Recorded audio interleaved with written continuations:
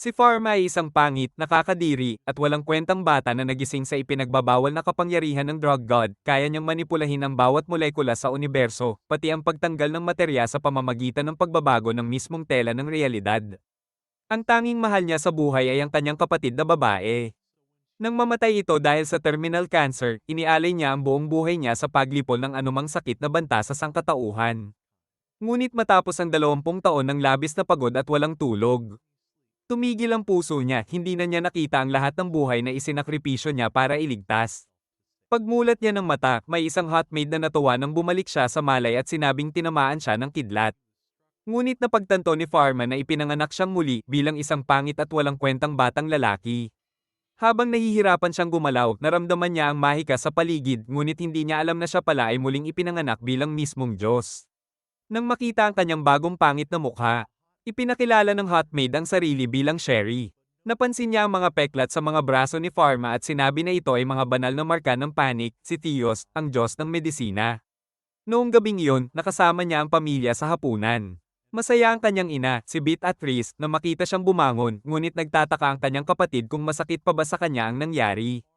Habang nagagalak si Pharma sa muling pagsilang sa masayang pamilya, sinabi ng kanyang walang kwentang ama na ipagpapatuloy niya ang kanyang magic lessons kinabukasan. Kinabukasan, napansin ng walang kwentang guro na may kakaiba sa kanya at sinabi na mas pangit siya ngayon. Ipinakilala niya ang sarili bilang Ellen at nang matanto niyang nakalimutan ni Pharma ang lahat ng kanyang alaala, sinimulan niyang balikan ang mga batayang aral ng Divine Arts. Ipinaliwanag niya ang 5 attributes ng mahika at ang 5 Diyos sa mundo. Sinabi rin niya na tanging mga Diyos lang ang kayang gumamit ng negative magic. Pagdating sa ilog, sabik siyang subukan ng magical affinity ni Pharma at pinaputok niya ang isang spear of water. Ngunit nang makita niyang clueless ito, nag-focus siya sa kanyang innate mana at pinakilos ang enerhiya ng spell na naglabas ng isang stream ng tubig sa ilog. Nang sumunod na lumaban si Pharma, pinukos niya ang lahat ng kanyang mana sa wand. Kahit wala siyang incantation, nagawa niyang ipatupad ang spell, napansin ni Ellen at nagtataka kung paano niya nagawa iyon. Humingi siya sa kanya na hawakan ng kanyang magical capacity wand. Nang hawakan ni Pharma, nabasag ng kanyang napakalakas na espiritu ang bato. Doon napagtanto ni Ellen na may colorless capacity break si Pharma, kaya kaya niyang kontrolin ang lahat ng 5 attributes kasama ang negative aura. Nang nagtataka si Pharma kung ano ang ibig sabihin noon, sinabi ni Ellen na wala pang sino man sa kasaysayan ng tao ang nakapag-break sa device.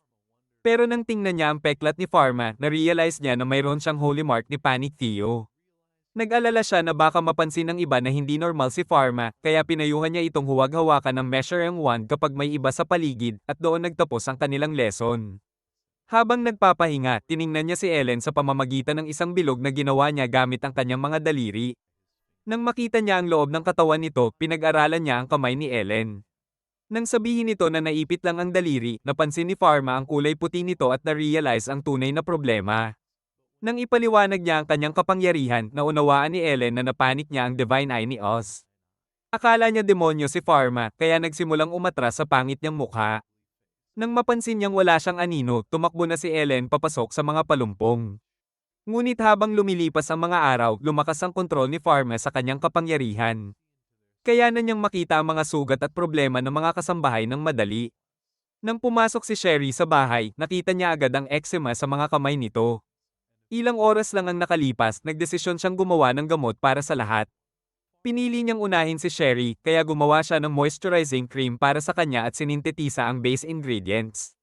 Pagkatapos niyang matapos, ibinigay niya ang cream kay Sherry bilang regalo at sinabi na ipahid ito sa mga tuyong bahagi ng kanyang mga kamay. Natuwa si Sherry at labis na nagpasalamat sa kanya. Nang naisip ni Sherry kung pwede ba niyang ibahagi ang gamot sa kanyang ina at mga kasambahay, sinabi ni Pharma na gagawa rin siya para sa bawat isa. Ilang oras lang, naibigay na nila ito sa lahat ng kasambahay. Pero ikinwento ni Sherry na hindi pa sila kailanman nakatanggap ng gamot mula sa master. Sa totoo lang, wala sa kanila ang kayang magpatingin sa kanya dati kasi si Pharma ay pharmacist lamang para sa mga high-class na tao. Pero hindi matiis ni Pharma na paggamot lang sa mayayaman. Habang lumulubog ang araw, iniisip pa rin ni Pharma ang sinabi ni Sherry. Nang sabihin niya na hindi pa siya nababakunahan dati, naisip niya na maranasan ang searing ni Pharma na ini-inject ang gamot sa katawan niya. Ano ba ang ibig sabihin niyan? Kinabukasan, pagdating ni Pharma sa dining room, napansin niyang wala ang kapatid niyang babae. Nang magtaka siya kung nasaan ito, sinabi ni Bruno na nagka-chickenpox siya. Pinayuhan siyang lumayo sa kanya ng 3 linggo para hindi kumalat ang sakit pero may ilang kasambahay na mag-aasikaso sa kanya. Habang papalabas na siya, sinabi ni Bruno na naatasan siyang mag-house call para sa emergency pero bigla siyang ubo. Pagbalik ni Pharma sa kanyang kwarto, nagdesisyon siyang gumawa ng gamot para sa chickenpox ng kapatid. Habang inaalala niya ang anatomy ng gamot mula sa kanyang nakaraang buhay, nagsimulang kumislap ang kanyang mga peklat habang sinasummon niya ang pill. Ilang minuto lang ang nakalipas, palihim siyang pumasok sa kwarto ni Blanche. Nang makita niya itong may sakit sa kama, sinabi niyang may gamot siya para sa kanya, pero natakot ito at tinakpan ang sarili.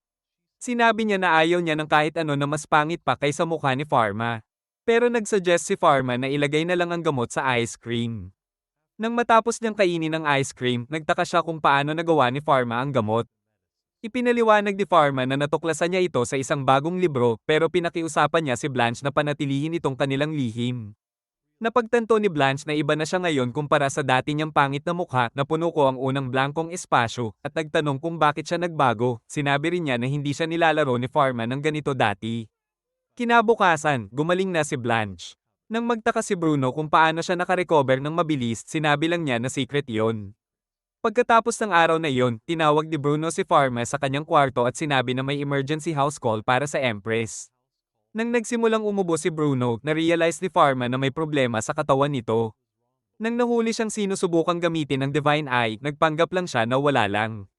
Pagdating nila sa kastilyo, nakita ni Pharma ang isang pangit na lalaki na parang nakadamit lang na Tarzan.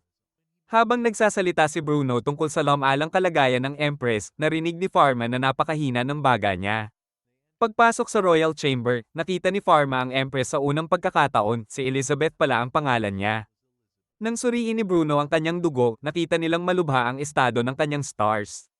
Ipinahayag ni Bruno na malapit na itong mamatay. Para tapusin ang kanyang pagdurusa, ginawa niya ang euthanasia potion. Pero hindi matiis ni Pharma ang paraan ng kanyang ama na parang sumusuko sa buhay ng Empress. Kasabay noon, sinabi ni Claude sa isang lalaki na tawagin ng pari na realize ni Pharma na plano nilang tapusin ang buhay ng Empress habang natutulog. Napagtanto ni Pharma na hindi siya pwedeng manood lang sa gilid. Pinaganya niya ang kanyang Divine Eye at nakita ang loob ng katawan ng Empress. Doon, na-realize niyang may impeksyon sa baga at natuklasan niyang may pneumonia at tuberculosis siya. Dahil wala silang injection devices sa mundong ito, alam ni Pharma na ang oral route ang pinakamainam. Habang iniisip niya ang tamang kombinasyon ng gamot, biglang pumasok sa kwarto ang isang bata na umiiyak para sa kanyang ina, si Louise.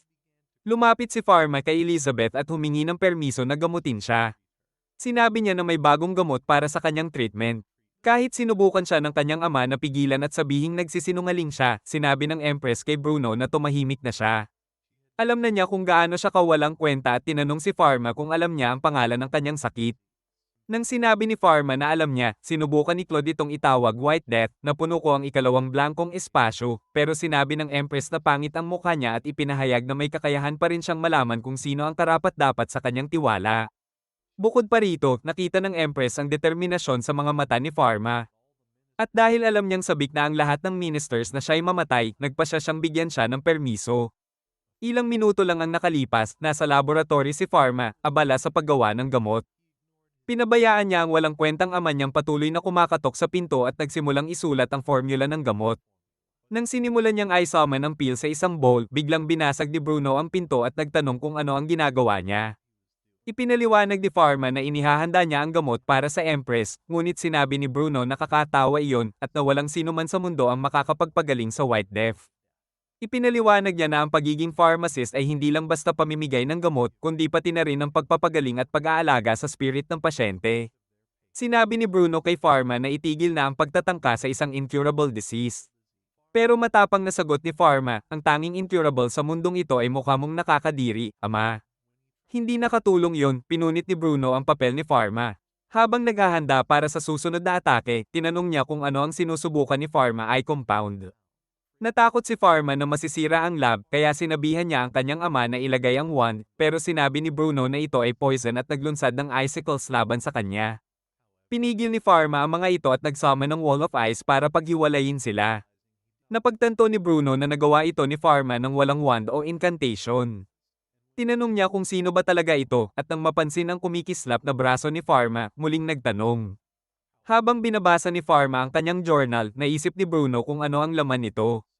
Ipinaliwanag ni Pharma na ito ay kaalaman tungkol sa mga bagong gamot na nadream niya noong araw na tinamaan siya ng kidlat. Nagsimulang isipin ni Bruno na ito na ang turning point ni Pharma.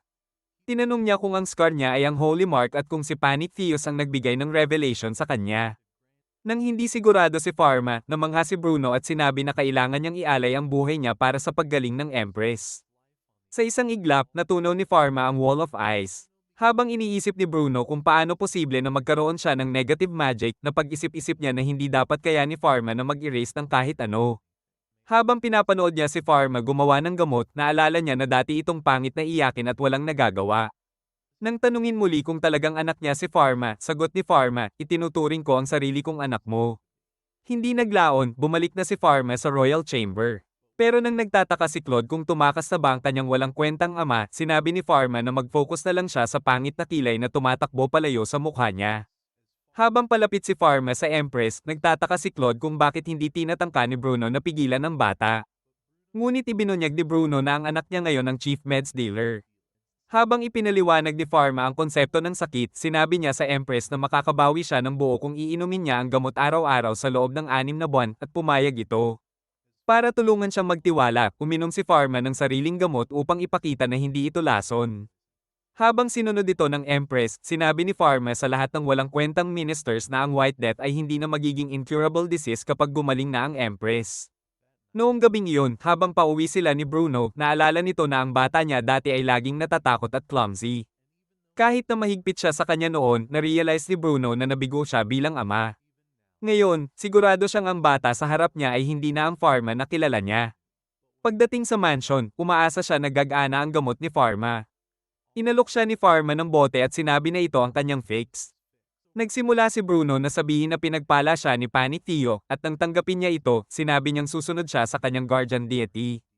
Naramdaman ni Pharma ang mababang self-esteem ng ama, kaya sinabi niya na maraming itinuro siya sa kanya at tinawag ang sarili niyang apprentice level. Nang hilingin niya sa ama na ipagpatuloy ang pagtuturo sa kanya kung paano maging greatest meds dealer at inabot ang kanyang kamay, nagdesisyon si Bruno na hawakan ito. Ilang buwan ang lumipas, habang nasa study sila ni Pharma at Bruno, sinabi ni Bruno na humihingi ng recipe ang Cartel University para sa gamot niya. Ngunit nang ipinaliwanag ni Pharma na hindi niya pwedeng hayaang magkaroon ng kompetisyon sa kalyeng iyon. Sinabi ni Bruno na gumawa siya ng pekeng na puno ko ang ikatlong blankong espasyo na dahilan at pinaalis sila. Akala ni Bruno na ang treatment ay miracle mula kay Panic Theos, pero ipinaliwanag ni Pharma na hindi ito kailangan ng divine arts at eventually, ibabahagi niya sa publiko ang proseso. Nang nagtataka si Bruno kung ito ba ay kaloob ng Panic Theo, na-realize ni Pharma na wala na namang tama ang ama niya sa meds niya. Pero binalaan siya ni Bruno na mag-ingat sa Big Pharma pagdating ni Pharma sa Kastilyo. Sinalubong siya ng isang walang kwentang bata na si Noah at sinabing mag-usap muna sila sandali.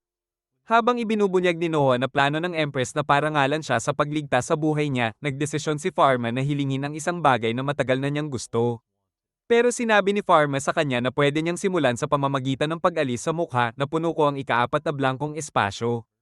Ngunit hindi tumigil ang pangit na bata at pilit na tinanong kung ano ang isang layunin na matagal na niyang hinahangad. Para patahimikin ito, ibinunyag ni Pharma na gusto niyang magbukas ng sariling pharmacy. Sa loob ng Royal Chamber, matapos niyang ibigay ang gamot sa Empress, sinabi nito na unti-unti siyang gumagaling araw-araw. Pero pinaalalahanan siya ni Pharma na wala siyang garantiya na makakabawi siya ng buo. Akala naman niya na nagmomodest lang si Pharma. Nagpasalamat siya sa kanya dahil binuhay niya ang apoy ng pag-asa sa puso niya, pero sinabi rin na bumagsak ang kanyang awtoridad bilang ruler nang magkasakit siya, at akala niya na wala na siyang halaga sa lahat. Nang ma-realize ni Pharma na attention seeker, na puno ko ang ika-5 blankong espasyo, sinabi niya na minamahal at namimiss siya ng kanyang mga tao, at hindi siya magiging worthless hanggat may tao sa mundo. Bago umalis, sinabi ni Pharma na ang mga tao ay patuloy na lumalapit sa kamatayan, ngunit sigurado siyang mas maganda niyang mabubuhay ang kanyang pangalawang buhay. Ngunit nakakita siya sa tunay na kaluluwa ni Pharma. Kinabukasan, nang dumating sina Pharma at Bruno sa palasyo para sa isang seremonya, na-realize ni Pharma na ito ay ginaganap sa kanilang karangalan. Matapos bigyan si Bruno ng teritoryo ng Marcera, tinawag si Pharma at pinayagan ni Elizabeth na ma-promote mula apprentice patungong royal pharmacist. Bukod pa rito, binigyan din siya ng special permission na magbukas ng pharmacy sa kapital. Ngunit na-realize ni Pharma na si Noah ang talagang responsable sa lahat ng ito. Kinabukasan, dumating ang isang grupo ng lalaki sa mansion. Sinabi ng isa sa kanila na iniutos na simulan ang konstruksyon. Nang subukang ipaliwanag ni Pharma na hindi pa siya handa, sinabi sa kanya ng lalaki na gawin na lang ang blueprint. Dumating si Miss Giant Cannons at sinabi niya kay Pharma na inutusan siya ni Bruno na suportahan siya. At nagtanong kung anong klaseng pharmacy ang nais niyang itayo. Pero sinabi ni Pharma na hindi siya makapag-isip sa harap ng pangit na mukha niya. Gayunpaman, nagdesisyon siyang subukan at pinanood nila ng lahat ng humanga habang ginuguhit niya ang blueprint. Ilang linggo lang ang lumipas, sinimulan na ang konstruksyon. Excited si Pharma na makita ang kanyang pangarap na natupad. Nashock siya na mangyayari ito sa isang parallel world pharmacy. Ngunit sinabi ng isang lalaki na magiging perfect na pangalan ito. Bago niya malaman, nakagawa na ng sign na may parehong pangalan. Kahit na medyo uncomfortable ito kay Pharma, sinabi ni Ellen na perfect ito.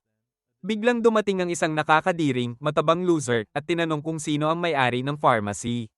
Nang sinabi ni Pharma na siya yon, ipinakilala ng Fatso ang sarili bilang Von at sinabing siya ang boss ng kalye at ang best Schedule 1 player. Tinanong niya kung anong klaseng gamot ang balak ibenta ni Pharma. Akala niya ito ay mahina, sinabi ni Pharma na gagawa siya ng gamot para gamutin ang sakit ng tao. Tumawa si Von sa kanya. Ngunit nang sinabi ng pangit at matabang Fatso na parang rhinoceros na magiging mahal ang produkto niya, sinabi ni Pharma na magiging kasing mura ng utak niya ang mga gamot. Agad namang nagbanta si Ellen na pipigan niya ito hanggang sa maging pulp dahil sa pang-aapi sa bata. Gabing iyon, pagdating ni Pharma sa mansion, nakita niyang malungkot ang lahat ng mga manggagawa. Nang nagtataka siya kung bakit, ipinaliwanag ni Cedric na magre-retiro na siya. Biglang na-realize ni Pharma na bakit hindi niya sinabi noon ang balita ang kanyang walang kwentang ama. Ipinaliwanag ni Cedric na gusto ni Bruno na magpahinga siya sa kanayunan dahil humihina na ang kanyang mga tuhod. Naideya ni Pharma kung paano ito solusyonan. Sinabi niya kay Cedric na dumating sa kanyang pharmacy para sa treatment at dali-dali itong tumakbo. Hindi naglaon, sinabi niya kay Bruno ang plano niyang i-hire si Cedric. Pumayag si Bruno, sinabing gawin niya ang nais niya. Ilang manggagawa ang nagdala ng isang chest. Sinabi ni Bruno na ito ay congratulatory gift at para gamitin sa pagpapatakbo ng pharmacy. Nang buksan ni Pharma ang chest, napansin niyang puno ito ng ginto. Sinabi ni Bruno na ito ay isang fatherly gesture at idinagdag na magiging mahusay at maasahang worker si Cedric. Ngunit nang nagtataka si Pharma kung bakit talaga natanggal si Cedric sa katahimikan ni Bruno, na-realize niya na plano na pala iyon ng ama niya mula simula. Sa sumunod na linggo, nagsimula na mag-operate ang pharmacy ni Pharma. Ngunit dahil walang pumapasok sa tindahan, na-realize ni Pharma na maaabot siya sa bankruptcy sa loob ng ilang buwan kung walang pagbabago. Ilang oras lang ang nakalipas. Habang nasa meeting siya kasama ang kanyang staff, sinabi ni Ellen na ang status niya bilang noble ay nakakatakot sa mga commoners. Nagtataka si Cedric kung paano nila madaragdagan ang traffic sa tindahan. Nang ipaliwanag ni Pharma na gusto niya ang mga pasyente na may pinakamatinding pangangailangan, pumasok si Sherry at ibinunyag na nagsagawa siya ng survey sa mga townsfolk at ipinaliwanag na ang resulta ay mga saloobin ng tao tungkol sa pharmacy. Sinimulan ni Sherry ibunyag ang mga sagot sa survey. At nang matapos siya, na-realize ng lahat na ang mga tao ay nagdurusa sa inferiority complex.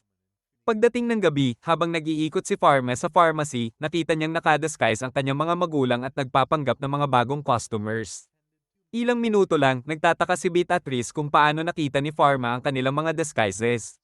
Pero naisip ni Pharma na kahit ang bulag na loser ay makakakita ng nakakadiring maskara nila at tinanong kung bakit hindi nila sinabi sa kanya ng maaga.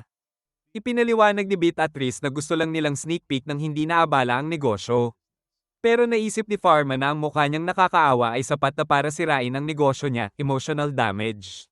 Nang humiling si Bruno na ipakita ang paligid, nagdesisyon si Pharma na i-tour sila sa buong building. Pero pagkatapos nito, nagtanong si Bruno tungkol sa customer traffic. Napansin niyang tanging mga nobles at merchants lang ang bumibisita. Nang tanungin ang tungkol sa commoners, inamin ni Pharma na ang panalong kanilang hamon ngayon ay paano makuha ang tiwala ng karaniwang tao. Nag-isip ng solusyon si Beatrice at iminungkahi na magsimula siya sa pagbebenta ng cosmetics sa aristocrats at ipinaliwanag na kapag nalaman ng commoners na affordable ang presyo, susubukan rin nilang bumili. Dahil may karanasan si Pharma sa paggawa ng cosmetics, sinabi niyang brilliant ang ideya. Pero binalaan siya ni Bruno na huwag kailanman gumamit ng white face powder. Hindi lang ito leading cause of death sa raves, sigurado siya na nagdudulot din ito ng maagang kamatayan sa mga babae at laban ito sa landas ng medisina. Nagtaka si Pharma kung may personal na karanasan ng kanyang ama sa white powder. Biglang dumating ang isang random dude at sinabi na nahulog ang kanyang lady. Humiling siya kay Pharma na suriin ito. Pagdating sa lugar, nagdaan sila sa crowd. Nang makita ni Pharma ang babae, napansin niyang mapatla siya na parang bangkay at ginamit ang kanyang divine eye para makita ang loob ng katawan nito. Narealize niya na walang abnormalidad sa central nerves pero may lagnat siya. Pinag-aralan pa niya ang kanyang braso at napansin ang sunod-sunod na sugat at nagtataka kung incision marks ito. Alam ni Pharma na isang eksperto lang ang makagawa nito, kaya naisip niyang mula ito sa bloodletting at sinabi sa babae na iyon ang dahilan kung bakit siya masama ang pakiramdam.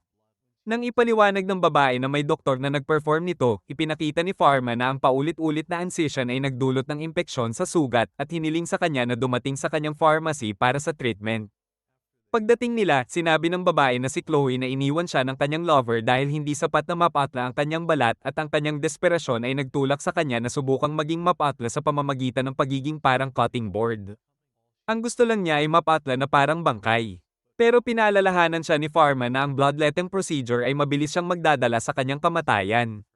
Gayunpaman, nagdesisyon siyang bigyan siya ng gamot para sa impeksyon. Nang subukang babalaan siya na itigil ang paggamit ng white powder, sinabi ng lovesick idiot na hindi niya kayang itigil. Ayaw ni Pharma na mamatay siya, kaya nag-isip ng solusyon at sinabi kay Chloe na bumalik sa loob ng 1 linggo at ihahanda niya ang cosmetics na bagay sa mga pangit loser tulad niya. Ayan, napunan ko ang blankong espasyo. Kinabukasan, matapos perpekto ni Pharma ang cream, naisip ng lahat ng kanyang workers na mas maputi siya kaysa sa isang multo. Pero ipinaliwanag niya na prototype lang iyon para kay Chloe. Nang ipinaliwanag niya ang mga ingredients, nagbiro si Sherry na sana eye cream niya rin ang kanyang mukha, medyo nakakasemi nga ang dating ng linya niya sa unang sinabi. Pagdating ni Chloe, ipinaliwanag ni Pharma ang function ng bawat produkto at sinabi na makakamit niya ang balat na gusto niya kung ipagpapatuloy niya ang procedure. Kinabukasan, nag-aalok si Sherry ng free samples at nang malaman ng mga tao na affordable ang presyo, nagsimula silang bumili ng set. Ilang araw lang, napuno ang tindahan ng mga customer at lahat ay humihingi ng cosmetic set. Unti-unti ring kumalat ang balita tungkol sa pharmacy. Kinabukasan, pagbalik ni Chloe, nalaman niyang sold out na lahat ng cosmetics. Ipinaliwanag ni Pharma na mataas ang demand, kaya hindi niya kayang panatilihin ang stock. Nagsuggest si Chloe na gumawa ng independent subsidiary company para sa cosmetics at inalok na i-finance ito at mag-employ ng pharmaceutist sa loob ng kumpanya, pero sinabi na mananatili siyang proprietor. Habang iniisip pa ni Pharma ang alok, sinabi ni Cedric na mapagkakatiwalaan si Chloe bilang business partner. Nang inalok niya na asikasuhin ang paperwork, nagdesisyon si Pharma na tanggapin ang alok. Ilang linggo lang, na-set up na ang kumpanya. Nang nagtataka si Pharma kung nasaan ang staff, ipinakita ni Chloe sa kanya ang grupo ng first-rate pharmaceutists. Napansin ni Pharma ang malalaking missiles nila at sinabi kay Ellen na impressed siya sa mga ito. Nang sabihin ng isa na pleasure magtrabaho para sa kanya, sinabi ni Pharma na pwede silang magtrabaho hanggat gusto nila. Ilang linggo ang lumipas, naglakbay si Pharma kasama ang pamilya patungong Marsrero. Nang nagsimulang mag-report ang acting governor tungkol sa lahat ng nangyari sa teritoryo, sinabi ni Bruno kay Pharma na pumunta siya sa dagat. Pagdating niya doon, nakita niya sina Blanche at Sherry na gumagawa ng sandcastle. Nang sinabi ni Blanche na gusto niyang maglaro sa tubig, naisip ni Pharma na masyadong delikado iyon. Pero pilit siyang pini-persuade ng brat. Nang sinabi rin ni Sherry na gusto niyang sumama, sinabi niyang babantayan niya si Blanche. Dahil sa nakakatempt na tono, hatid. Nang magising ang kanyang desperasyon, naramdaman niya ang kanyang innate powers at kumalat ang isang napakalaking enerhiya sa dagat. Sa gitna, may isang lahat ng nangyari. Habang papalabas na si Sherry, nagdesisyon si Pharma na tanungin siya kung natatakot siya sa kanya. Pero sinabi ni Sherry na humahanga siya sa kanyang art at iniisip siyang bayani dahil sumisid siya sa dagat ng walang pag-aatubili. Nagbiro rin siya na sana sumisid din siya sa kanyang ocean, pero humingi ng paumanhin na hindi niya sinubukang ilihong gabi, sa isang templo, nagulat ang isang lalaki na may batang walang anino na nag-erase ng tubig dagat ng walang wand. Ilang araw lang, napakahaba ng pila sa harap ng pharmacy ni Pharma. Na kung bakit sila naroroon, pero hindi na tungkol sa kanila. Kinabukasan, habang binubuksan ng isang gwardya ang gate, biglang liwanag niya kay Bruno at Pharma ang nangyari. Sinabi ni Bruno na nagdeklara sila ng digmaan laban sa kanilang bahay at inutusan ng gwardya na i-report sa palasyo. Habang papalaki niya matanggal ang dumi. Habang palabas na sila, dumating ang isang matandang geyser at sinabi na nagdala siya ng ilang lalaki bilang suporta. Dahil walang kakayahan ng iba para sa tamang trabaho, sinabi ng geyser na sila ang gagawa ng mabibigat na trabaho at inutusan silang magsimula. Hindi naglaon, dumating ang isang babae, nagtataka kung nasaan si Pharma, at humiling ng kanyang tulong. Ipinaliwanag ng babae na nahimatay ang kanyang ama dahil sa init at hindi magising. Narealize ni Pharma na ito ang pagkakataon niya para maging bayani, kaya nagdesisyon siyang sundan siya. Paglabas nila pero pagdating sa lugar, narealize ni Pharma na nawala na ang babae. Biglang lumitaw ang ilang lalaki na naka-white robe sa harap niya at alam ni Pharma na inquisitors mula sa Holy Kingdom. Ilang linggo bago iyon, ipinaliwanag na ni Ellen ang lahat tungkol sa templo na ito ang guardian deities ng mga bagong silang na bata. At ginagamit ang divine arts para lipulin ang mga heretic. Dahil itinuturing si Pharma bilang isa, alam niyang malalim siya sa nagalit ang isa at naglabas ng whirling dance of flame. Pero gumawa si Pharma ng fire shield at nilipol ang apoy sa isang iglap. Akala nila negative fire attribute yun, pero may isa pang naglunsad ng ice crystals. Nang matuno ang mga ito sa barrier ni Pharma, na-realize nilang maramihang attributes siya. Habang lumalala ang desperasyon nila, iniutos ni Solomon sa kanyang mga lalaki na lipulin siya. Nang sabay-sabay silang umatake, na-realize nilang nakabalot si Pharma sa isang malaking ice crystal. Gusto niyang maranasan nila ang kanilang sariling gamot, kaya nag-ipon si Pharma ng mana at naglabas ng nagniningning na liwanag na nagpatumba sa loser. Ayan. Napunan ko ang blankong espasyo mula sa kanyang kabayo. Nang mapansin nila ang napakalaking aura ni Pharma, sinabi niya sa mga loser na hindi siya dumating sa mundong ito para makipaglaban. Pero nang mapansin nila ang kanyang scar, inisip nila na ito ay holy mark ng Panic Theo, at nakonklad ni Solomon na siya mismo si Panic Theo. Nang marealize nila ang kanilang pagkakamali, nagdesisyon silang lumuhad sa harap niya. Pero dahil sugatan na si Solomon, inisip niyang ituring na lang itong parusa sa kanyang pagiging brain-dead buffoon. Ngunit nang subukan niyang mag-iitan sa pamamagitan ng pagtutuwid ng sarili, hinawakan ni Pharma ang kutsilyo at naglaho ang talem. Sinabi niya na ayaw niyang may masaktan at ang tanging gusto niya ay maiiwan siyang mag-isa. Gamit ang kanyang divine eye, tiningnan niya ang pinsalang natamo. Nang mapansin niyang bali ang kanyang upper shin, napagtanto niyang pwede itong gamutin. Nagdesisyon siyang i-promote ang sarili bilang surgeon, kaya tinawag niya ang isang kama mula sa bato at inihayag na magbibigay siya ng emergency first aid. Habang inutusan niyang magpadala ng kariton, nagtanong si Solomon kung bakit hindi siya pinaparusahan. Sagot ni Pharma, sapat ng parusa ang pagkakaroon ng walang kwentang mukha tulad ng kanya. Ito, paglabag na yan. Personal, hindi ko papayagan, biro niya. Matapos gumawa ng tent, inihanda ni Pharma ang sarili para sa surgery. Habang ipinaliwanag niya ang procedure kay Solomon, sinimulan niya ang sariling bersyon ng Grey's Anatomy. Dahil nakagawa na siya ng surgery sa mga laboratory animals, inisip ni Pharma na perpekto si Solomon bilang human guinea pig. Ilang minuto lang, natapos niya ang buong procedure. Sinabi niya sa natitirang mga bobo na ligtas na ang kanilang leader at inutusan silang dalhin ito pabalik sa templo, ngunit pinakiusapan niyang panatilihin itong lihim. Ilang buwan nang lumipas, bumisita si Solomon sa batika ni Pharma. Nag-alok siya ng regalo, mga candy, at humingi ng paumanhin sa istorbo. Napansin ni Pharma na napromote siya mula Inquisitor patungong Bishop ng Imperial Capitals, Diocese. Napag-isip-isip niya na siguradong maraming taong na-eliminate si Solomon para maabot ang posisyong iyon. Ngunit sinabi ni Solomon na nagpadala siya ng liham sa Grand Temple para huwag pansinin ang anumang ulat ng heretics, at ipinakita niyang may dala siyang wand na karapat-dapat sa kanyang antas. Ipinaliwanag niya na isa ito sa mga kayamanang itinago sa Guardian Deity Temple. At tinawag itong Panic Rabdos. Sabi niya, ang wand ay bagay sa combat, diagnostic, at healing divine arts, at hiniling kay Pharma na subukan itong buhatin. Nang hawakan ni Pharma, nagsimulang kumislap ang wand sa kanyang kamay. Tinawag ito ni Solomon na emanation of holy light at sinabi na kinilala siya ng wand. Excited si Ellen nang makita ang malaking wand ni Pharma, kaya tinanong siya nito kung gusto niyang hawakan ito. Pero nang subukan niya, dumaan lang ito sa kanyang mga kamay. Naguluhan si Ellen at tinanong kung ano ang nangyari. Ipinaliwanag ni Solomon na ang wand ay hindi galing sa kanilang mundo at sinabi niyang tanging mga guardian deities lamang ang kayang gamitin ito. Gustong gamitin ang kapangyarihan nito, nagdesisyon si Pharma na umupo sa wand. Nang mapansin nilang lumulutang ito, sinabi ni Solomon na karapat-dapat siyang magmay-ari nito. Ilang minuto lang ang nakalipas bago umalis si Solomon, pinanggako niyang hindi susubukan ng templo na atakihin ang kanyang batika, pero umaasa siyang mahahanap niya ang mga miscreants na nagtulak ng kariton papasok sa kanyang tindahan. Bilang huling regalo, binigyan niya si Pharma ng isang talisman na, ayon sa kanya, ay makakapigil sa kanyang divine powers. At nang matuklasan ni Pharma na may anino na siya ngayon, tuwang-tuwa siya dahil hindi na siya ituturing na masamang espiritu at sinabi kay Solomon na ito na talaga ang pinapangarap niya. Habang namimili kasama ang kanyang kapatid na babae, napansin ni Pharma ang isang babae na sinusubukang bilhin ang isa sa kanyang gamot sa ibang tindahan. Pero nang ipaliwanag ng lalaki na tinanggihan ito ng guild, sinabi niya na hindi talaga nila kaya na makipagtransaksyon. Wala nang ibang guild na pwedeng salihan, ipinaliwanag ng lalaki na wala na siyang ibang pagpipilian. Ngunit hindi maiwasan ni Pharma na iniisip ang sinabi nito habang naglalakad pa uwi. Pagbalik sa kanyang batika, ibinahagi niya ang plano niyang magtatag ng sariling guild. Nang tanungin ni Ellen kung may tindahan silang pwedeng sumali, sinabi niya na sapat na ang dalawa para makabuo ng guild. Dahil handang ayusin ni Cedric ang mga papeles, naisip ni Ellen na mas makabubuti kung maraming partner para hindi masyadong siksikan sa tindahan, pero si Pharma ay umaasa na mababawasan ang workload. Samantala, may meeting ang ibang mga pharmaceutists. Galit si Varen dahil patuloy pa rin ang pag-unlad ng batika ni Pharma.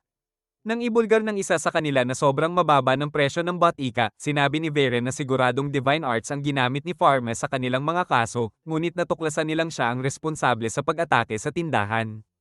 Habang pinapalawig ni Varen ang kanyang galit, sinabi niyang ang batika ang ugat ng lahat ng kanilang problema, kaya dapat nilang alisin ito sa anumang paraan. Iniutos niya sa mga miyembro ng guild na huwag na silang makipag-ugnayan sa batika at nagbanta na paaalisin sila sa guild kung gagawin nila. Kinabukasan, sinubukan ng isang miyembro ng guild na si Pierre na tumawag ng doktor para sa kanyang may sakit na anak. Pero nang sabihin ni Pharma na sarado ang klinika hanggang sa susunod na linggo, na-realize ni Pierre kung sino siya. Napansin ni Pharma na may sakit ang anak na babae ni Pierre, kaya inalok niyang suriin ito.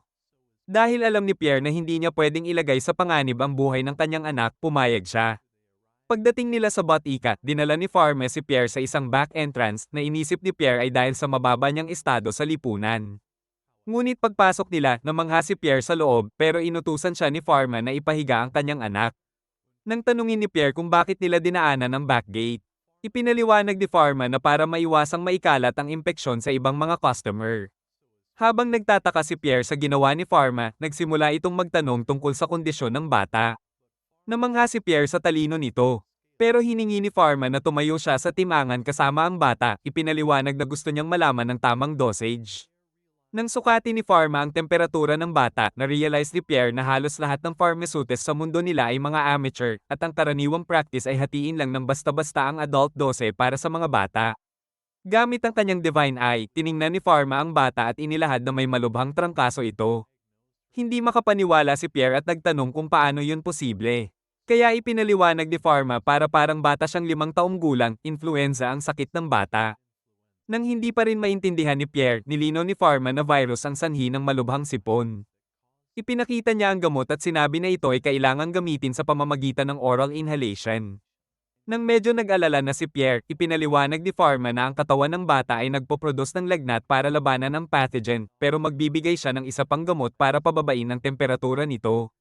Matapos ang treatment, pinanggako ni Pharma na babalikan niya ang bata para i-check ang kalagayan niya. Nang gabing iyon, bago umalis si Pierre, napansin niyang mas maganda na ang pakiramdam ng anak niya at nagtanong kung paano kabilis gumana ang gamot. Nang tinanong niya kung magkano ang babayaran, sinabi ni Pharma na kasing presyo lang ito ng isang loaf ng tinapay. Nang isipin ni Pierre na sobrang mura yon, ipinaliwanag ni Pharma na sadyang mababa ang presyo para sa mga bata. Gabing iyon din sa kanilang bahay, sinabi ng asawa ni Pierre na mahimbing na natutulog ang kanilang anak at masaya siyang gumana ang gamot. Ngunit nang ibunyag ni Pierre na galing ito sa batika ng Noble, napansin ng asawa niya na maaaring magkaroon siya ng problema sa guild. Ngunit alam ni Pierre na mas mahalaga ang buhay ng anak kaysa sa guild at sinabi niyang kamangha-mangha ang batika. Dahil inisip niya na eksperto na siya sa pharmacology, napagtanto niyang wala pa siya sa level ni Pharma, pero sana ay ma-integrate niya ang natutunan nito sa sariling tindahan. Alam ng asawa ni Pierre ang balak niya, kaya sinubukan siyang babalaan tungkol sa guild. Pero sabi ni Pierre, pwede silang magpakain sa maliit niyang puwet, ayan, napunan ko ang blankong espasyo.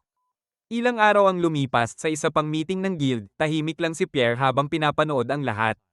Nang tanungin siya ni Varen sa kanyang opinyon, nakita niya na ito na ang perpektong pagkakataon para magsalita. Sinimulan niya sa pagtatanong kung sino sa kanila ang nakapasok na sa batika ni Pharma at nakita ang mga gamot na ibinibigay sa mga pasyente.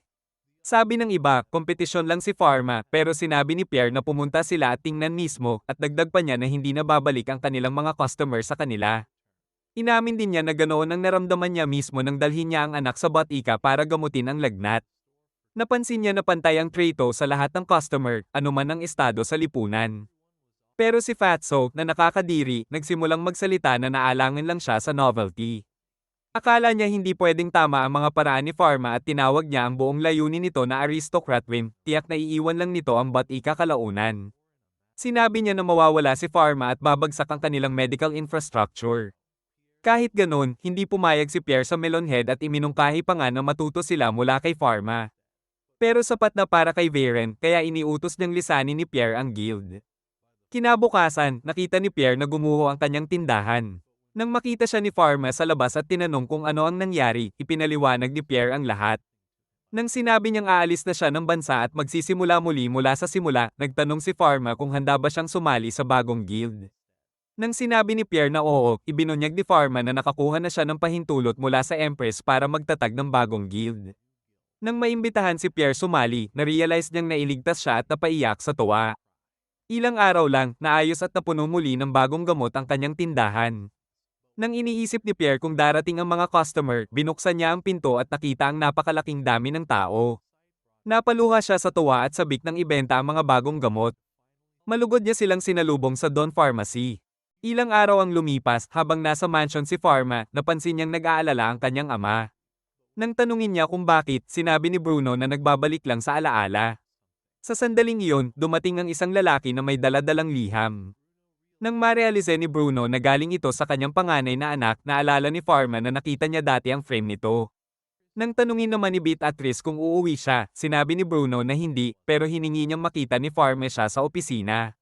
Sa loob ng opisina, ipinaliwanag ni Bruno na gaganapin ang street flu fair sa Imperial City sa susunod na buwan at maraming merchants mula sa iba't ibang panig ng mundo ang magtitipon dahil sa malaking populasyon.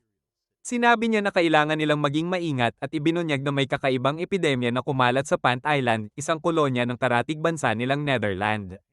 Ayon sa liham mula kay Pal, sinabi ni Bruno na mahigit 1,000 kolonista ang namatay. Nang tanungin ni Pharma kung endemic disease ito, hindi tiyak si Bruno sa detalye. Gayunpaman, may top novel academic research team na nagbalik ng mga sample para pag-aralan. Pero sinabi rin ni Bruno na 2 sa mga researchers ang namatay kaagad pagkatapos. Nang marinig ito, na-realize ni Pharma na nakakahawa ang sakit. Pero sinabi ni Bruno na ang kanilang pagkamatay ang nagtatapos sa pandemic. Subalit, ang mga merchant ships ng Netherlands na puno ng goods mula sa isla ay pupunta pa rin sa fair. Nang isipin ni Pharma na pwedeng makapasok ang kontaminadong cargo sa lungsod. Sinabi ni Bruno na ang port para sa kanilang pagdating ay sa Marcera. Dahil teritoryo ito ng kanyang ama, nagtanong si Pharma tungkol sa mga labi ng mga namatay na researcher. Pero sinabi ni Bruno na lahat ay sinunog gamit ang Divine Arts. Samantala, si Pal ay nasa academy upang imbestigahan ang dahilan ng pagkamatay ng mga researcher. Ngunit dahil nakasil ang lab, alam niyang hindi na niya pwedeng ituloy ang investigasyon. Balik sa library, nagtanong si Pharma sa ama para sa mas detalyadong impormasyon. Sinabi ni Bruno na hihingin niya ang sketches ng samples. Ilang araw ang lumipas nang makita ni Ellen si Pharma sa lab, ipinaliwanag niya ang lahat at sinabi na hindi nila mapipigilan ang cargo mula Netherland. Biglang dumating si Sherry na may dalang liham mula kay Pal, nang basahin ito ni Pharma, na-realize niyang pamilyar ang sakit na ito. Dahil dito, nagdesisyon si Pharma na magpadala ng 2 pharmaceutists sa port ng Marcera para magtayo ng quarantine stations at ihiwalay ang mga infected crew bago simulan ang paggamot. Pagbalik niya sa opisina ni Bruno, ipinahayag ni Pharma na ang sakit ay Black Death. Inamin ni Bruno na nalaman lang niya ito sa mga libro, pero alam na ni Pharma na ang sakit ay naipapasa sa pamamagitan ng pulgas na dala ng daga. Habang sinasabi ni Bruno na ito ay isang persistent disease na patuloy na muling lumilitaw. Sinabi ni Pharma na inutusan na niyang mag-set up ng quarantine stations. Nang unti-unti na mawala ng pag-asa si Bruno, sinabi niya na kung magka-outbreak sa capital, mabubulok ang buong bansa dahil iniisip niyang wala ng paraan para labanan ang sakit. Pero sinabi ni Pharma na pwede nilang iligtas ang imperyo. Ibinunyag niya na naghanda na siya ng bagong gamot na tinawag niyang levofloxacin.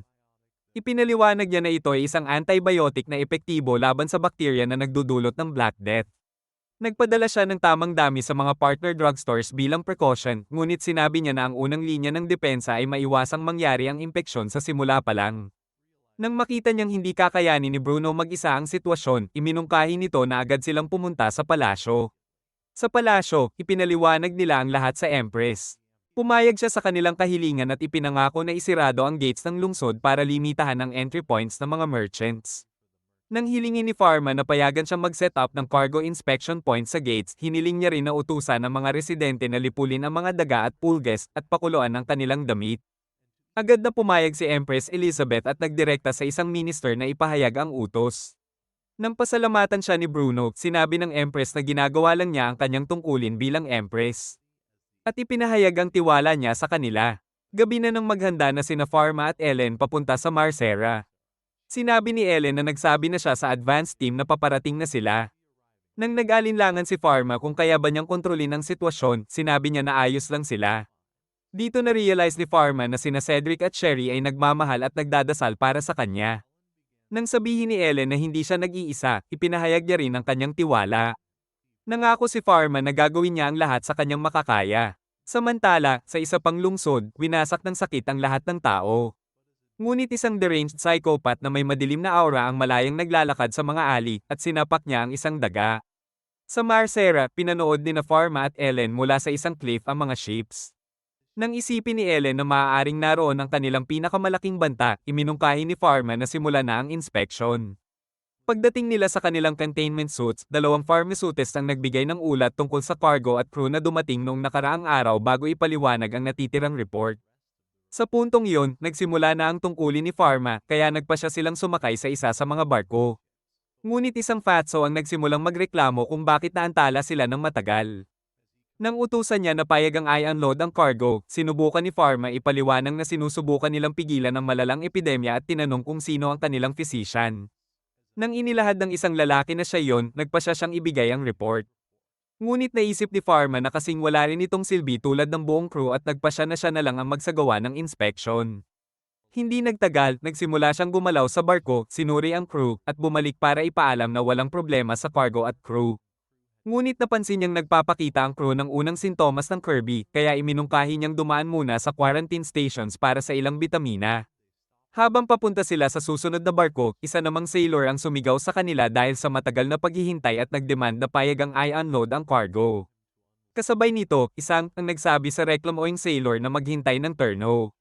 Habang patuloy silang nagrereklamo, inihanda ni Ellen ang sarili para tapusin ang buhay ng mga walang kwentang ito. Biglang may pumutok na baril sa dagat, halos matakot si Ellen at nawala ang focus niya sa suit. Nang dumating ang bagong barko, sinabi ng kapitan na kailangang sundin ng mga sailors ang Empire's rules kung nais nilang makapasok sa port. Nang mapansin ng sailors ang banner ng Empire sa barko, na-realize nilang ito ang St. Louis Scarlet Fleet at naalala ni Pharma na regular customer ang kapitan sa kanyang tindahan. Ang pangalan ng kapitan ay Jean at nang ipinaliwanag niya sa sailors kung sino si Pharma. Nagbanta siyang ihahagis sa dagat ang sinumang abala sa kanila. Ilang minuto lang, nagpasya si Pharma na pasalamatan si Jean sa tulong niya, pero sinabi ni Jean na ginagawa niya ito lahat ng dahilan maliban sa nakakatawang mukha ni Pharma.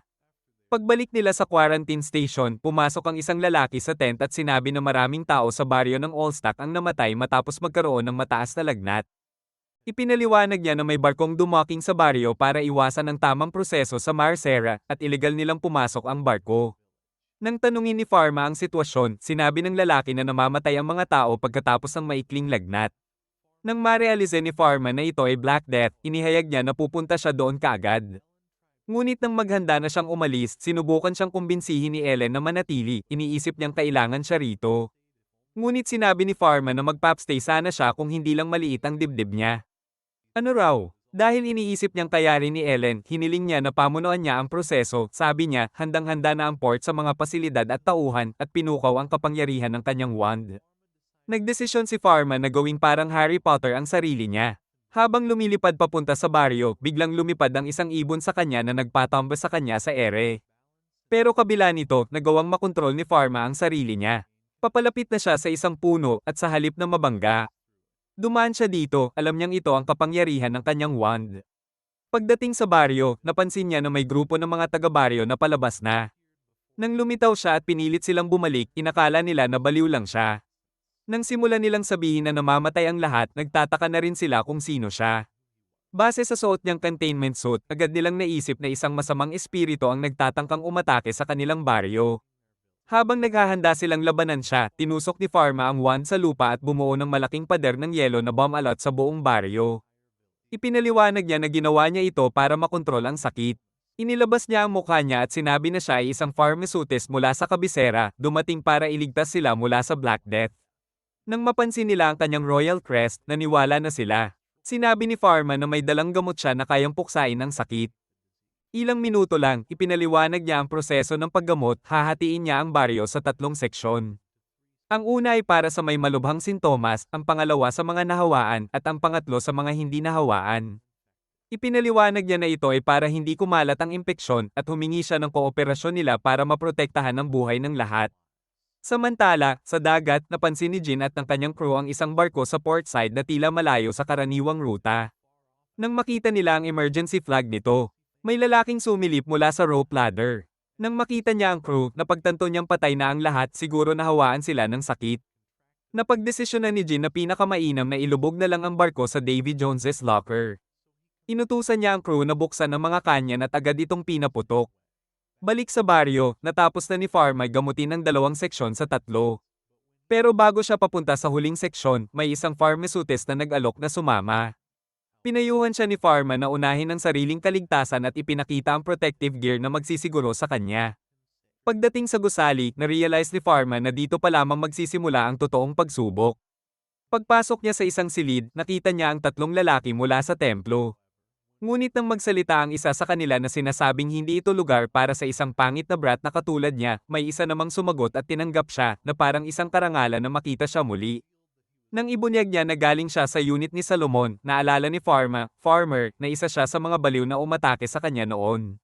Sinabi niya sa kanila na gusto niyang gamutin ang mga nahawaan, ipinaliwanag na kailangan nilang lunukin ang gamot. Iminungkahi ni Pharma na maghiwa-hiwalay sila at sinabi na siya ang susuri sa kondisyon ng bawat isa. Nang magsimula na sila, ginamit ni Pharma ang kanyang Divine Eye para mag-diagnose. Natuklasan niyang 12 lamang sa mga pasyente ang may plague at 2 pala ay may sakit sa ibang dahilan. Narealize niyang matatanggal lang ng gamot ang kalahati ng mga pasyente, kaya ginamit ni Pharma ang kapangyarihan ng wand para pabilisin ang epekto nito. Pero habang nanghihina siya, nagtanong sa sarili kung hanggang kailan niya kayang hawakan ang lahat ng ito mag-isa.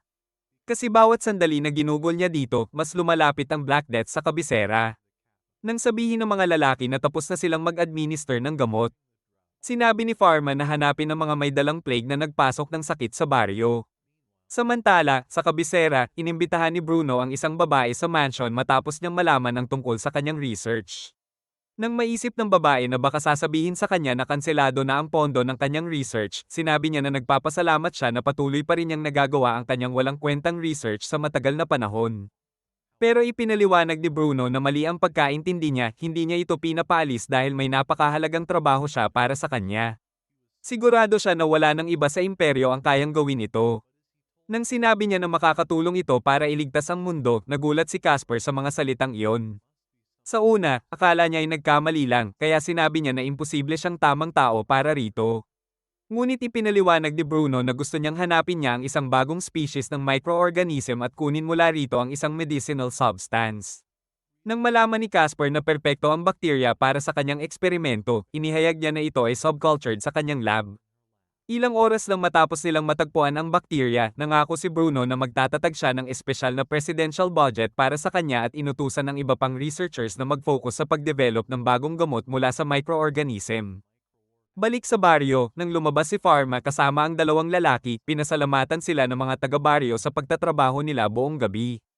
Pero nang may nagtanong sa kanila kung ano ang sitwasyon, sinabi ni Pharma na kalahati lang ng mga pasyente ang kanilang nailigtas. Alam ni Pharma na malayo pa sa wakas ang pinakamasama. Kaya sinabi niya sa kanila na kailangan nilang magtulungan para tuluyang mapuksa ang sakit. Sinabi rin niya na ligtas sila sa loob ng ice wall, pero kailangan nilang iwasan ang mga daga at sirain ang mga ito kung saan sila mahuli. Habang nakaupo siya sa wand niya, muling lumipad si Pharma sa himpapawid. Hindi nagtagal, nakakita siya ng usok na tumataas. Nang tanungin niya ang mga lalaki mula sa templo kung kasama ba sa crew ang mga nahuli, sinabi nilang iniwan lang ang mga ito dahil nagkasakit. Nang isa sa mga bastos na lalaki ang magreklamo na ginagawa lang nila ang iniutos, nagtanong si Pharma kung ilan ang cargo crates na kanilang dala, pero inakala nila na isa lang siyang maliit na bata. Nang ibunyag niya na lahat sila ay nahawaan ng Black Death, sinabi niyang siya lang ang gagamot sa kanila kung sasagutin nila ang kanyang tanong. Nang ipakita niya na lalala lamang ang kondisyon nila kung hindi nila sasagutin, natakot silang lahat at inamin na ang isa sa mga carts ay puno ng mga squirrels. Dito na naisip ni Pharma na carrier pala sila ng plague. Pero nang malaman niya na galing sila sa Pant Island, na-realize ni Pharma na ito ang pinagmulan ng impeksyon at natakot siyang baka mapunta rin sa kabisera ang sakit. Kaya tinanong niya kung ilan pa sa mga tao nila ang papunta sa kabisera. Sinabi ng isa na May 24 na trabahador at 5 na Holy Knights. Ang mga Holy Knights ay espesyal na bihasa sa divine arts at tuwirang naglilingkod sa royal family. Dahil dito, inakala ni Pharma na kaduda-duda ang kanilang misyon, baka layunin nilang ikalat ang epidemya sa buong imperyo. Samantala, sa palasyo, nag-uulat si Bruno kay Empress Elizabeth tungkol sa lahat ng nangyayari. Ipinaliwanag niya na target ang kabisera at malapit na marating ang banta. Sa desperasyon na iligtas ang lungsod, iniutos ni Elizabeth na palakasin ang seguridad at inspeksyon sa bawat gate, lalo na sa gate patungong Marcera. Kinabukasan, habang sinusuri ng mga pharmaceutists ang mga nakolektang sample, natuklasan nilang tugma ito sa paglalarawan ni Pharma. Kaya iniutos ng chief na agad gamutin ng mga sailors. Ngunit habang nagmamadali, may sumabog at na-realize nilang inaatake na pala ang lungsod. Dahil nabarahan ng gate, sinubukan ng mga gwardya na itaas ang drawbridge at ibaba ang portal, pero winasak ito ng mga Holy Knights. Kasabay nito, na-realize ng mga pharmaceutists na nanganganib na masira ang mga gamot. Habang bumabalik ang isa sa mga ito sa quarantine station, isang malakas na pagsabog ang muntik ng gumiba sa tent. Nang makita niya ang isang knight na papasok sa kabisera, nagtataka siya kung ano kaya ang nasa kanilang cart. Ngunit nang bumagsak ang merchant, pinakawalan ng knight ang mga squirrels. Gamit ang Holy Whirlwind, pinakalat niya ang mga ito sa buong lungsod, umaasang kakalat ang sakit sa kabisera.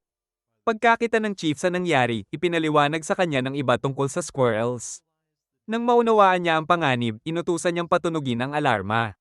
Habang tumutunog ang mga kampana, naramdaman ng lahat ang banta sa lungsod, pero ang baliw na psychopath ay nanunood mula sa isang tower.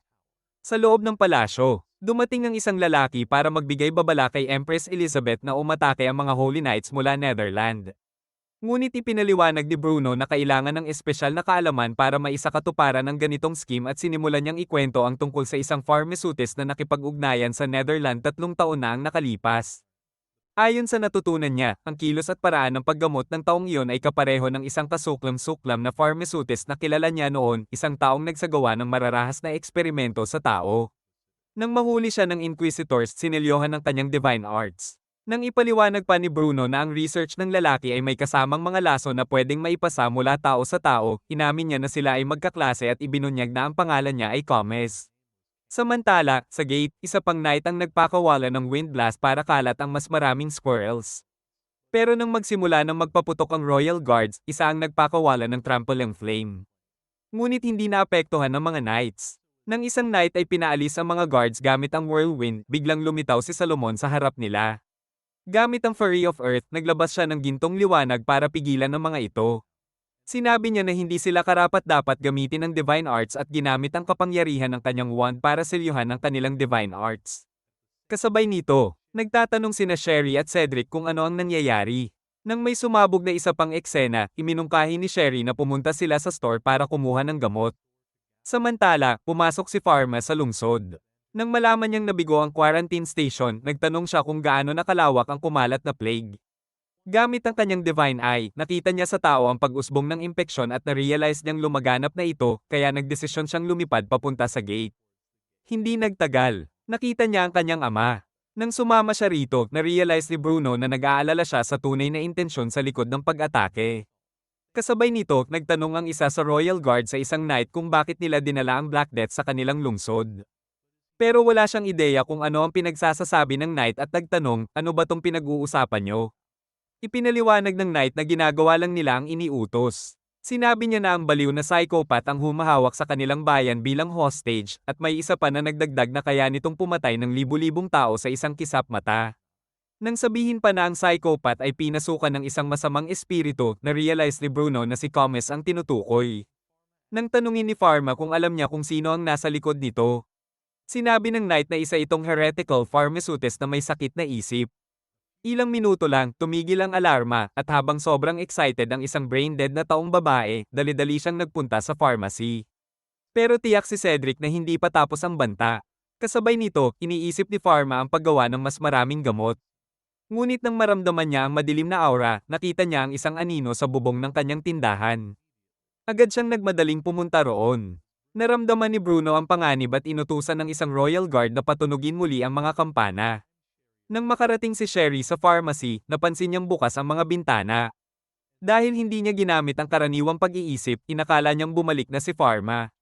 Ngunit sa mismong sandaling iyon, muling tumunog ang kampana. Habang nagmamadali siyang pumasok, na-realize ni Cedric na may mali. Pagpasok ni Sherry sa lab ni Farmer, napansin niyang walang tao. Pero pagkapasok ni Cedric, biglang tinusok siya ni Comes sa likod. Pagdating ni Farmer sa tindahan, nakita niya ang masamang espiritu sa loob. Nang dumating si Bruno, binuwal nila ang pinto. Sa sandaling iyon, nakita ni Farmer sina Sherry at Cedric na sugatan. Sinabi ni Bruno sa kanya na unahin ang pag-aalaga sa kanila habang inaalok niyang ilihis ang atensyon ni Comes. Desperado na siya, inilunsad ni Bruno ang crystalline ice spears, pero abala si Farmer sa pagtukoy ng lason sa sugat ni na Sherry at Cedric. Nang maparado ni Comes ang isa pang atake ni Bruno, nakaiwas naman si Bruno sa isa pa, at kasabay nito, na-realize ni Farmer kung ano ang lason. Kasabay nito, tinulak ni Comes si Bruno sa sahig. Habang nagbabalita tungkol sa kagandahan ng mga kaluluwa na papunta sa Nirvana, sinipa niya si Bruno palayo. Pero nang patuloy ang rant ng skull-faced villain tungkol sa kagandahan sa kamatayan ng sangkatauhan at sinubukang kunin ang isang lason mula sa eksperimento ni Pharma. Pinapawala ito ni Pharma. Dahil na-realize niyang hopeless na si Comes, ginising ni Pharma ang kanyang god powers at sinuntok siya sa mukha. Habang nagsisimulang magpanik si Comes, nagtataka siya kung bakit hindi lang siya katulad ni Pharma.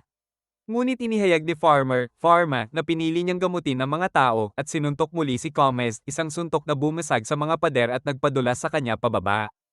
Habang sinusundan ni Pharma, isa pang suntok ang tumama sa kanya. Habang lahat ay namamangha sa eksena, na-realize ni Salomon na ito ang cleansing sanctuary, isa sa kakayahan ng wand na gamitin ang kapangyarihan ng purification. Ayon sa mga sinaunang teksto, ang wand ay nilikha para wasakin ang masasamang espiritu at sugpuin ang epidemya. Samantala, tuluyan nang nawasak si Comes. Nang nawala ang kadiliman, sumama si Sherry kay Pharma sa hukay, sinalubong siya pabalik. Sa mga sumunod na buwan, buong bansa ang tumulong kay Pharma para tuluyang pukasin ang sakit hanggang sa araw na inanunsyo ng Empress na natalo na nila ang epidemya. At kahit patuloy na sumisikat ang pharmacy ni Pharma dahil gustong-gusto ng lahat na mabakunahan ng kanyang gamot, si Sherry ay may ibang nais ang maramdaman ang karanasan ng injection ni Pharma.